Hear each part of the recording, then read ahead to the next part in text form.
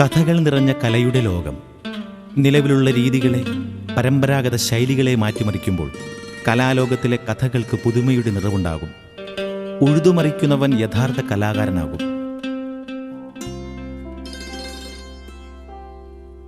ഇവൻ സാധാരണക്കാരനാകുമ്പോൾ ലോകം മുഴുവൻ അവനെ ഉറ്റുനോക്കും.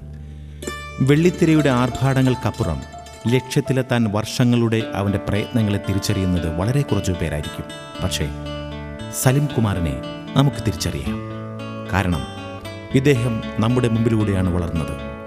ചിറ്റാറ്റുകരയുടെയും പൂയപ്പിള്ളിയുടെയും പറവൂരിൻ്റെയും കൈകളാണ് സലീമിനെ പിച്ചവിപ്പിച്ചത്. നമ്മുടെ ഗ്രാമത്തിൻ്റെ തുടിപ്പുകളാണ് ഇദ്ദേഹത്തിന് അനുഭവങ്ങൾ സമ്മാനിച്ചത്.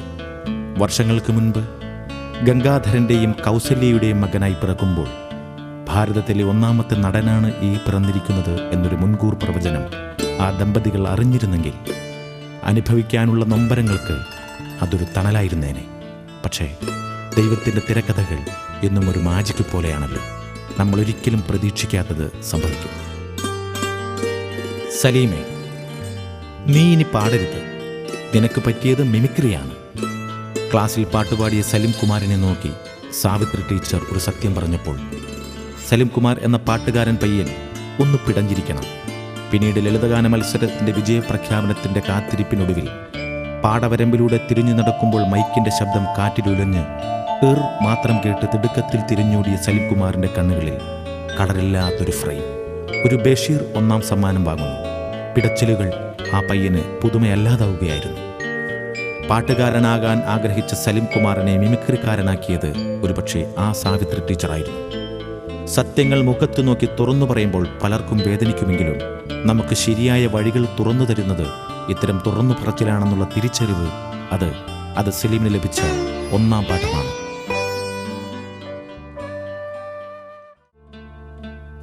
വിവാഹപ്പിറ്റേന്നാണ് സലീം കുമാർ മിമിക്രിയിൽ നിന്ന് സിനിമയിലേക്കുള്ള തൻ്റെ യാത്ര തുടങ്ങുന്നത്.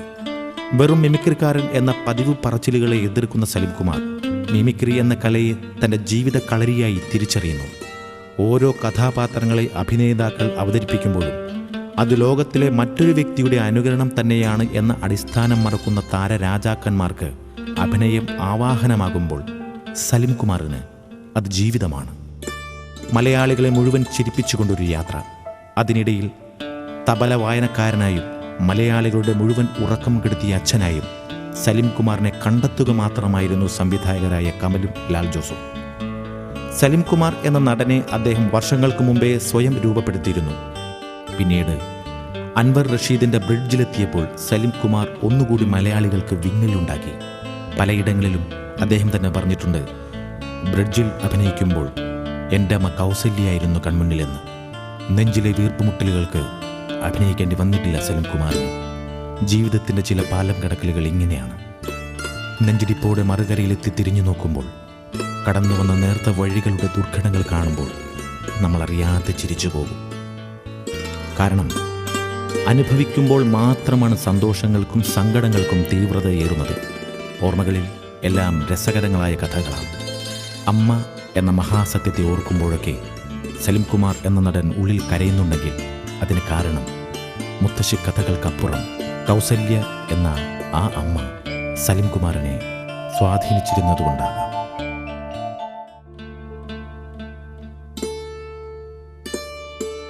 സമൂഹത്തെ നിരീക്ഷിക്കാനും സ്വയം വിലയിരുത്തുവാനുമുള്ള നല്ല സിനിമകൾ ഓരോ പ്രേക്ഷകന്റെയും അവകാശമാണ്.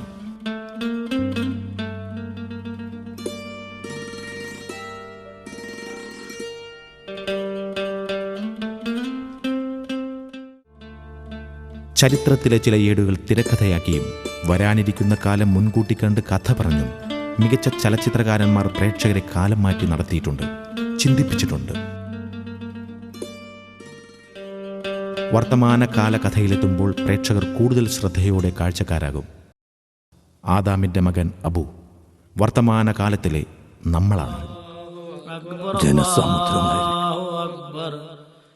മുഹമ്മദ് നബിയുടെ അറഫ പ്രസംഗത്തിന്റെ ഓർമ്മ പുതുക്കാൻ ഹാജിമാർ അറഫ മൈതാനത്ത്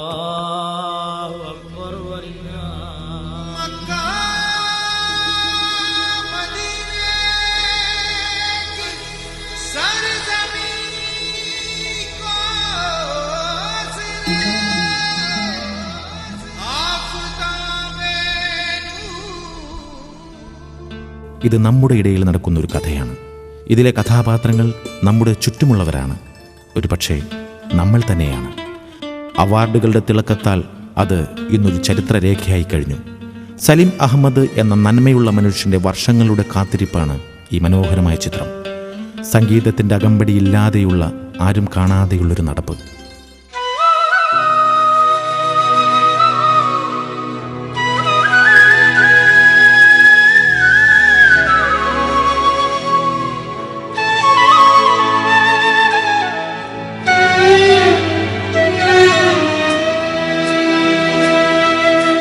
മുത്തോലക്കുന്നത്തെ പച്ചോലത്തത്തമ്മ മുത്തും തേടി നടന്നു.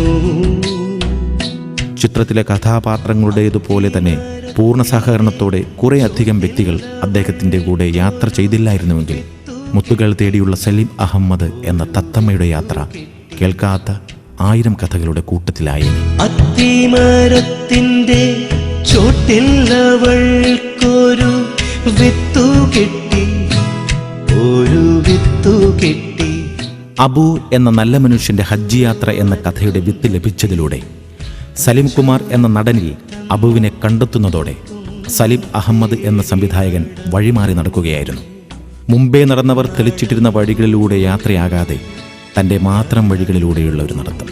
തൊട്ടുപുറകെ നമ്മുടെ സ്വന്തം സലിം കുമാർ നടന്നു നടന്നു. ഉറക്കെ ചിരിച്ച് മലയാളികളെ ചിരിപ്പിക്കുന്ന സലിം കുമാറിൻ്റെ രൂപമാറ്റം അത്ഭുതപ്പെടുത്തുന്നത് തന്നെയായിരുന്നു. എന്നാലും ഇതെൻ്റെ ഒരു മോഹ. മരിക്കുന്നതിന് മുമ്പ് ആ പോരിശയാക്കപ്പെട്ട മണ്ണിലൊന്ന് കാലുകുത്തുക, മുത്തു റസൂലിന്റെ റൗള കണ്ണിറയൊന്ന് കാണുക.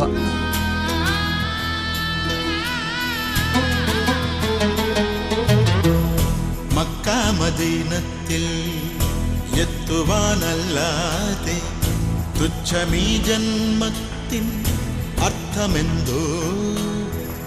പുണ്യമാം ഗേഹം പൂകി ഉത്തമർ നിങ്ങൾ വീണ്ടും സ്വച്ഛമാം ജന്മമൊന്നിനി നേടി ഒത്തിടട്ടെ വിധിയായിടട്ടെ, ഒത്തിടട്ടെ വിധിയായിടട്ടെ. ഹജ്ജ് യാത്രയ്ക്ക് വേണ്ടി വിശക്കുമ്പോൾ ലഘുഭക്ഷണം കഴിച്ച് ദാഹിക്കുമ്പോൾ കിണറ്റിലെ വെള്ളം കുടിച്ച് പണം സ്വരൂപിക്കുന്ന അബുവിൻ്റെ ചുറ്റുമുള്ളവരെല്ലാം നന്മയുള്ളവരാണ്. സമാധാനവും സന്തോഷവും ആഗ്രഹിക്കുന്ന നമ്മുടെയെല്ലാം ഒരു സ്വപ്നലോകമാണ് ആദാമിൻ്റെ മകൻ അബു എന്ന ചലച്ചിത്രം.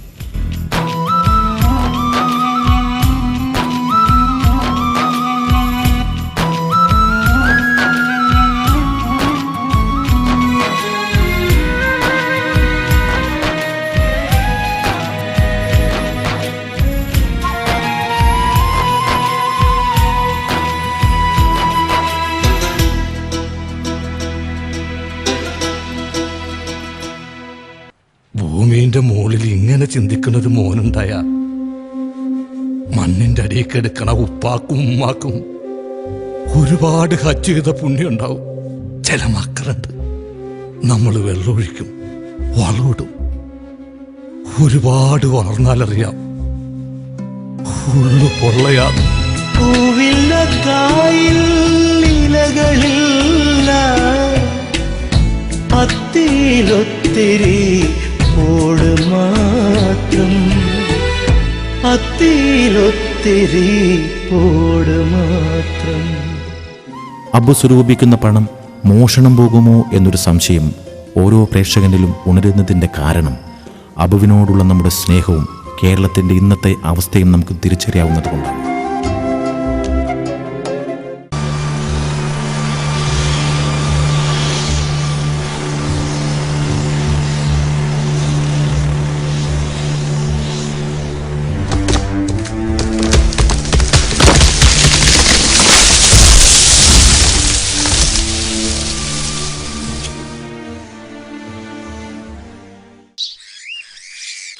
അനുവാദമില്ലാതെ പ്രകൃതിയെ മുറിപ്പെടുത്തിയതുകൊണ്ടാകാം തൻ്റെ ഹജ്ജ് യാത്ര തടസ്സപ്പെട്ടത് എന്നാശ്വസിച്ച് ഓരോ പ്രേക്ഷകൻ്റെയും മനസ്സിൽ നന്മയുടെ ഒരു പ്ലാവിൻ തൈ നട്ടുകൊണ്ട് അടുത്ത വർഷത്തേക്കുള്ള തൻ്റെ യാത്രയ്ക്ക് വേണ്ടി അത് തയ്യാറാവുകയാണ്.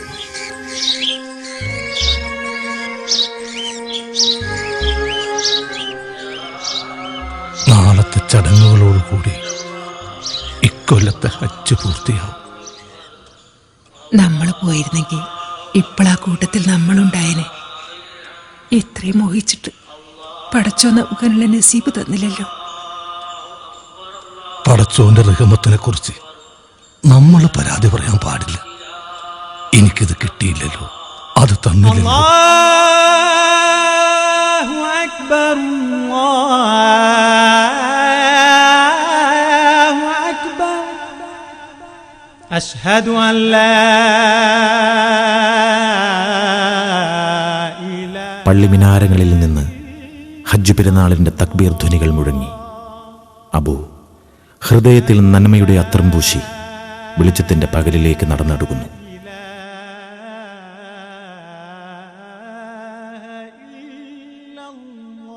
നമുക്കും കാത്തിരിക്കാം. ബാധ്യതകളില്ലാത്ത അബുവിൻ്റെ ഹജ്ജ് യാത്രയ്ക്ക് വേണ്ടി, മികവുകൾ നിറഞ്ഞ സലിം കുമാറിൻ്റെ അഭിനയ യാത്രയിലെ മനോഹരങ്ങളായ വേഷപ്പകർച്ചകൾക്ക് വേണ്ടി. കാരണം ഇവൻ മലയാളിയുടെ സ്വന്തം സലിം കുമാറാണ്. നമ്മുടെ സ്വന്തം സലിയപ്പനാണ്.